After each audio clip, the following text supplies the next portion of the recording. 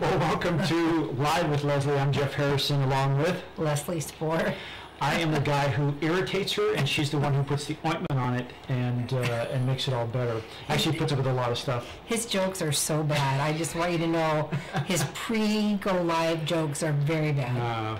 But you did notice she was smiling. She was laughing about that. I think it was laughing from pain. It was pain, yeah. Pain, yeah. Well, we want to thank you for joining us today. Like I said, I'm Jeff Harrison. It's Leslie Spoor, and this is called Live with Leslie. If this is your first time joining us, take a minute, Leslie, and tell them exactly what they're going to learn. Why would they be here? And also, why would they share with other people that are in that realm of owning a business, or they're entrepreneurs? I cannot say that word. Entrepreneurs. Entrepreneurs. Yeah. I can't say it. Small business owners. Yes. The purpose here, I've got like over 20 years plus experience of helping companies be more productive and efficient and profitable.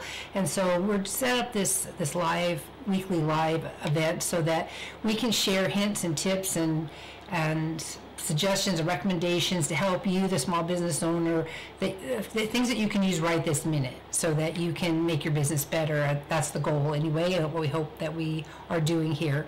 And so every week is a different topic. We do provide white papers that you can download. We have stuff available on the website that we're just trying to give you resources that you can use to help yourself and your business. Yeah. So today we're going to talk about, well, do me a favor. From last week, I know I was just, you shared your statistics on the people who watch this and things that are going on. What did we talk about last week? I don't remember. That was a long time ago. I think we talked about numbers do not lie. Oh, that's okay, good. Now, I can't tell you how many times during the week I actually fell back on it. I'm like, wait a second, the numbers don't lie. They don't. And then just before we came over here today, she sent me, or you sent something, and I just happened to see it. It was very busy Facebook, morning. yeah. All the statistics, and they just don't lie. So it makes me feel good when we walk in, and the numbers are climbing. They are climbing, yeah. So she can't be upset with me, even if the jokes aren't good. That's true. Can't be upset. Because the numbers are really, really nice. So that's exciting. But yeah, we talked about the numbers don't lie. Anybody reach out or say, anything happened this last week where that topic became part of the conversation outside of this? Yeah, actually, I was helping somebody resolve an issue and showed them how to take the numbers that they had and to use those to their benefit. So yeah, it did actually come up. It seemed like it came up a lot more than I had anticipated. I mean, it was just, I think it's almost like, wait a minute, I do walk a lot, I do use those muscles, and we just forget about it, we just take it for granted. Yep, that's right. So today, what's our topic for today? Well, small business owners all run into a wall at some point. In general, at first it happens around the 2 to 3 year mark where you're working along and all of a sudden you get like tired. The newness is worn off, the excitement and the passion has worn down a little bit, and you start to wonder why the hell you ever decided to start doing this. And you look at the different area of the newspaper, like the help wanted ads. Yeah, you're thinking, W-2 would be so nice right about now. I can just clock out and go home. That's right. Yeah. And so maintaining your enthusiasm and motivating yourself to get up day after day to do this can become extremely challenging. And we've had a lot of people asking about this recently, this week as a matter of fact. And how can I maintain my enthusiasm and passion for the business I decided to start, right? So I wanted to share some hints, and I actually have 8 tips for you. 8 today. Right. Some of them are a little bit more esoteric. Other ones are tips that will not only help you renew your enthusiasm, but will also help you further your business down the path and bring in more clients, hopefully, and help you grow the revenue. Yeah, I don't know why I'm having trouble thinking today. It's Wednesday. It's Wednesday every week. Yeah, I know. Yeah. Some days I'm sharper than others. I think the humidity level, the dew point has gone down, so it's a drier. We're thinking with drier thoughts. I don't know. That's not working. So let's start right away. So the number 8 tip, because I work backwards, right, is remember why you started this business in the first place. A lot of times we can lose sight of why we went out on our own and why we decided to start a business. So you want to try to remember, did you want financial independence? Did you want the flexibility in your schedule? Did you just have a passion for a product or a service that you like to do? Was it a hobby that you converted?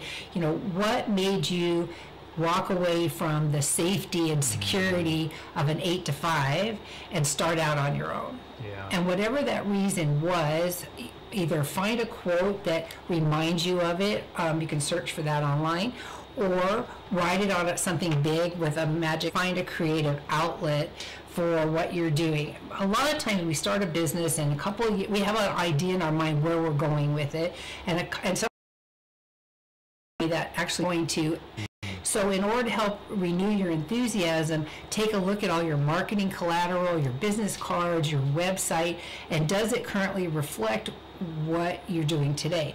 Most of the time it doesn't. I found that to be true in my own case, that we had, where I developed everything in the beginning, ended up not representing us properly for where we were at 2 or 3 years.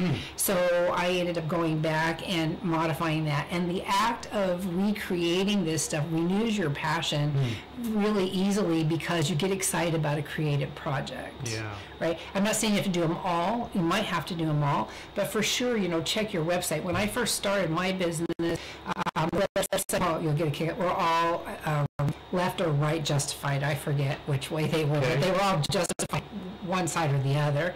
And then by the time I took a look at it, everything was full page centered. Everything had completely changed in the technology of the internet even. Right. I mean, we're going to remember we're 11 years down the pipe, so things change all the time, and technology is one thing to look at. You may need to adjust what you're doing based on the technology, and so the creative act of evaluating that and redoing that can often renew your passion and enthusiasm. That's a good idea. Just if I could hit you a little right on that. Sure.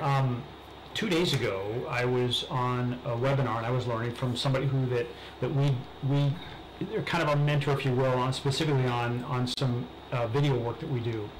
And he was talking about a particular topic, and it's something that I'd put away for a while, and he was talking to somebody online at the same time, and it renewed my thoughts on that. I'm like, oh my gosh. And I realized he was talking about all the pieces that they would need for this to work.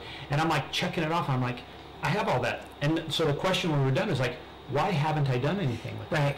And it's exactly what you said. I was going along, but then with customers was pulled off here. And this almost like, it was almost like when a river changes a direction.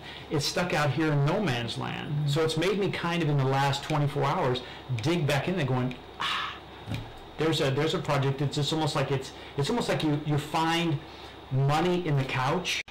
Well, saying I found money in my computer that we'd already created. We just hadn't launched it. So that was really a good and it gets you excited, right? Yeah. It gets you excited. Yeah. So finding a creative outlet coupled with remembering why you started the business in the first place can really renew your passion and enthusiasm and help you get through that wall of why am I doing this? Okay, that's the thing you want to keep in mind as we go through this, is that we're trying to overcome that feeling of why did I start this in the first place? Why?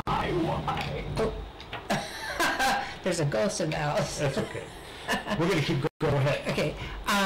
So we want to think about why we started the business, and this happens to you not just at 2 or 3 years, but this can happen any month of the year that you're working. This could happen several times in a year, because sometimes you run up against objections or complications or problems, and then that's when those thoughts start to come in your mind. So we want to avoid that. The number 6 is join a new marketing group. Okay. Sometimes we get stuck in the groups that we've been working in, but you have to remember that one of the purposes of, not porpoises, this is just keep swimming, right? One of the purposes, now I'm doing your bad jokes. I didn't even go there. One of the purposes of joining a networking group is to meet people you don't know. And if you get stuck in a group for a long period of time, you know everybody, you've leveraged all of your connections and built your relationships, and they can get stale. Or you've made good friends, but they're not really helping your business any longer. So if you find a new group, then that can renew your enthusiasm, because as you start to build those relationships and start to explain about what you do and people are giving you positive feedback and excited about it, then that can renew your excitement, and it can lead to the relationships that help you get new clients and new customers. Yeah. Right? I make it a rule that if I walk into a networking group and there's more than 10 people I don't know, I join the group. Oh, really? Yeah. Okay. So you want to be looking for new organizations to, Rotaries or professional associations in your business industry, charitable work with members who support whatever it is that you offer, that kind of thing. So you're saying if you stay in a group a long time, you could become kind of stale. Right. Yeah. There was a real quick a little piece of that is there's an article I read about neuroscience and how they say that the 5 people that you associate with, you're going to be just like them.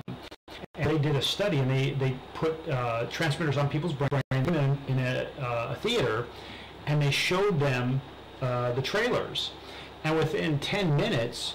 The neurotransmitters said they were all thinking alike. Oh, really? So it's real important to make sure that group, like you said, there's 10 people you didn't know, or those are people you want to know, and when you're associated with, you just become like those people. So, boy, you're right on target. Right. Usually I'm right on target. She gives me this to say, I pay her I don't money. know any of this stuff. So Yeah, right. she says, she gives me that link, and I know I'm supposed to put something in there on that. Number 5 is to start a new marketing or promotional campaign. Once you're a little ways down the path, you get so caught up in the day-to-day work of running your business that you can forget to do new and innovative activities. And marketing and advertising obviously helps you bring in new business and new clients, and so you might want to start a new campaign. Again, just like we talked about, your marketing collateral may need to change because you've taken a different direction in your business, so too are your campaigns. Right? And finding new outlets. Now you know better where to put your dollars and can determine, and you also know better now how many clients you need or customers you need to get from a specific campaign in order to make it worthwhile. Okay. Right. So freshen up the campaign. Right. Or start create a new one. Okay. Right. Or find a new way to do it. If it's on social media or it's newspaper. I mean, for some business, newspaper advertising works really well. Other businesses, anything. You look who your target client is and where they're looking, where they might find you, and there's a bunch of factors to take into account, but just the act of looking at your business with a different set of eyes about how to promote it can renew your enthusiasm also. Great point. Okay. Great point. Number 4 You is knew that, right? yeah. Number 4 is going to be his favorite. It's pick a lane. Okay. I like those 6 laneways, baby. And if you have say the word for me, entrepreneurial. Oh, you did that. I just say it right. Entrepreneurial mindset. If you have a creative mindset, which is what the small business owner has, is that you see opportunities everywhere, and it's easy to get distracted by bright and shiny objects. It is, right? yeah. And oh, here's a way we can go. Oh, here's a way we can go. Oh, what about this? I do it all the time. Yeah. That's why I have so much stuff, is because I see opportunities every place. So if you're struggling with either your own personal motivation or morale, or if you're struggling with trying to bring in revenue, maybe you're too diversified, and that you need to narrow your focus a little bit and pick a lane to work, or 2 or 6. I was just talking to myself about that today in the mirror. Were you? Yeah. We have this conversation a lot, right? You and I, the pick And a then lane. you call me. And then I call and give them a new lane. Oh, I have an idea for you. Yeah. You really and truly, though, if you're struggling and you need to, and you're not bringing in the clients or the customers you want, it may be that you're spread too thin. Yeah. So draw yourself back in. Start over, not completely over, but say, okay, where do I need to focus my attention that's going to help me bring in the business the quickest? Yeah. Okay. Do we fall back into that, like that Pareto principle of, the 80-20, like 20% of our business or 20% of our activity is going to create 80% of our results, and we say, gosh, we've kind of inverted that, Right. and now we're spending 80% of our time and we're not getting the results. Yeah, I'll tell you a really quick story about that.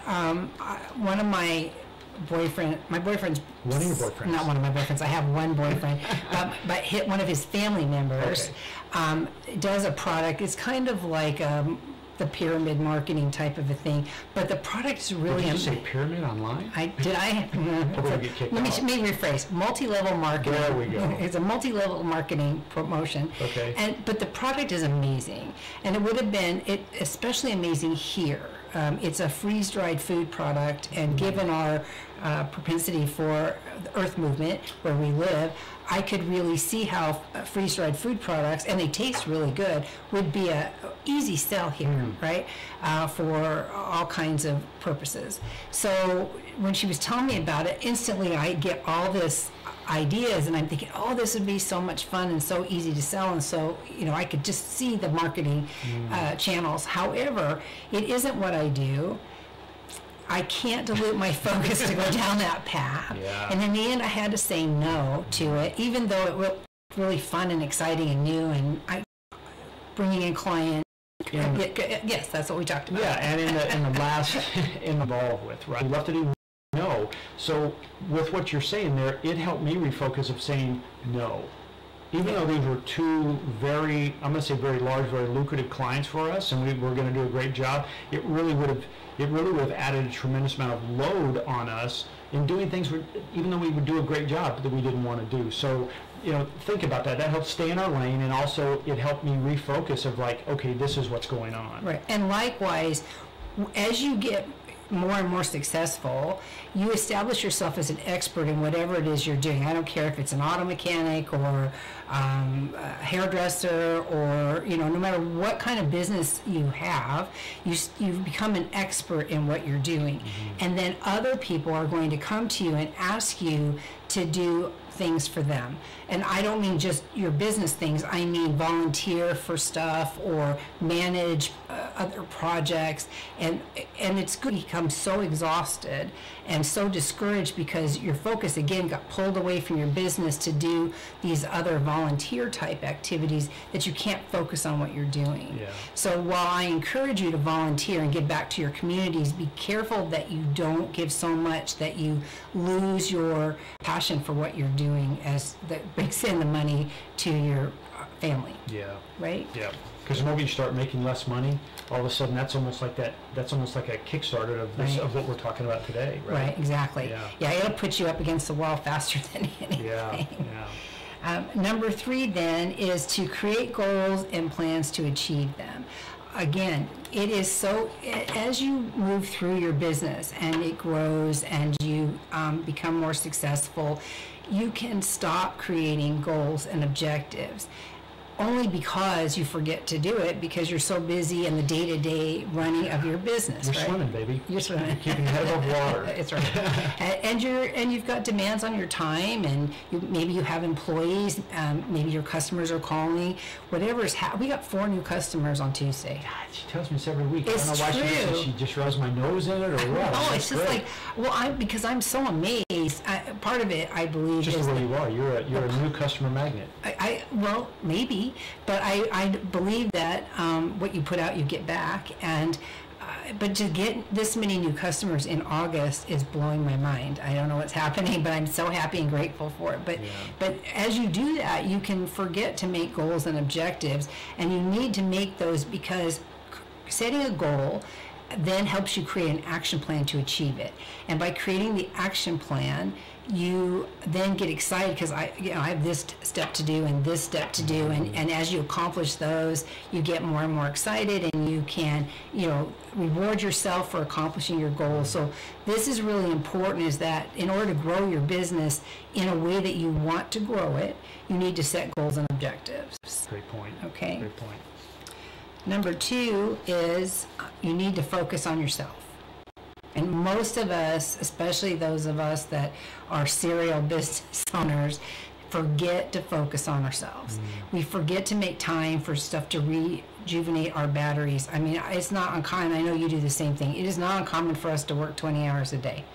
Right? Yeah. More often than we would care to admit, okay? And it's not because necessarily we're a workaholic, although I claim guilt, but it's not just that, it's because there's just so much to do. There is. Right? and think that it can't wait one more day. And it's hard when you work for yourself to say, okay, I'm going to stop now and I'll deal with this tomorrow. Because there's no clock. There's no clock, Yeah. right? When you have a 9 to 5 or an 8 to 5 job, you clock out and you go home and you leave it. Now, a lot of people really care about the work they do, even for somebody else, and I understand that you can bring it home with you, but it isn't the same as working from home or being responsible for all the revenue you generate and keeping work for your employees and handling customer service and all the things that you have to do. So you can completely burn out. You work way beyond the 5 o'clock and you're sleeping, you're not getting a lot of sleep. And so you need to make time for yourself, because if you don't, you will burn out in a heartbeat. Well, that's the whole thing. It's like, this is your temple. If it gets sick, Right. all that other stuff doesn't matter, right? Right. Yeah. But it isn't just sick physically, it's sick emotionally. It's like you're so tired that you say, I don't care about this anymore. Right? Another one on Hulu. Let's watch another episode. With just enough strength. Speaking of which, if you haven't seen The Night Manager yet, you have to watch I've that. seen that. On Amazon. That's I watched so it good. all. I did too. We watched it all on Sunday, the whole day. Yeah. That's all we did. But you need that time, whether you take time out in the middle of the day to go to a movie or to go to a spa or to go to the gym or to just go have coffee with a friend. It doesn't matter. You absolutely need to make time for yourself, calendar it. We've talked about that in the past. Put it on your calendar and treat it like any other appointment, and make sure that you get the nourishment for your mind that you need in order to keep going. Okay. I like that. So that's number 3.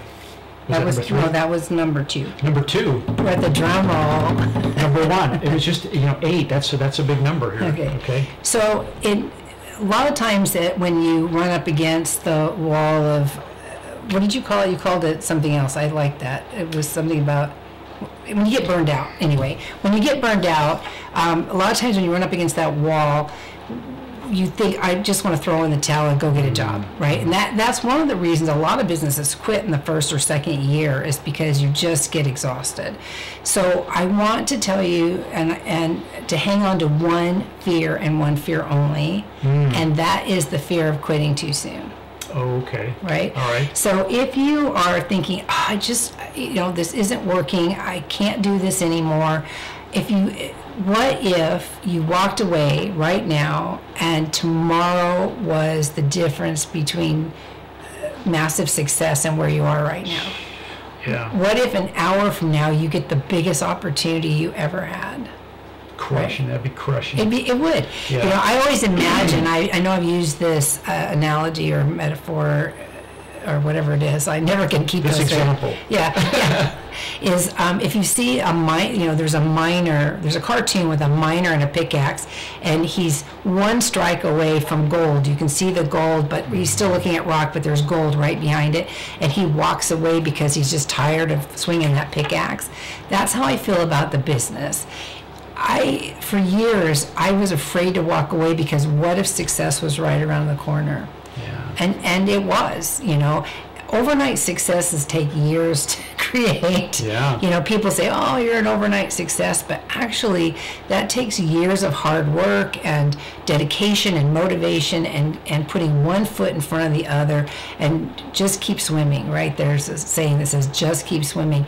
And that's what it takes to be successful as a small business owner. It's pushing through that sense of overwhelm. It's pushing through the feeling of, why am I doing this? It is continually building new action plans and finding ways to keep yourself excited and motivated.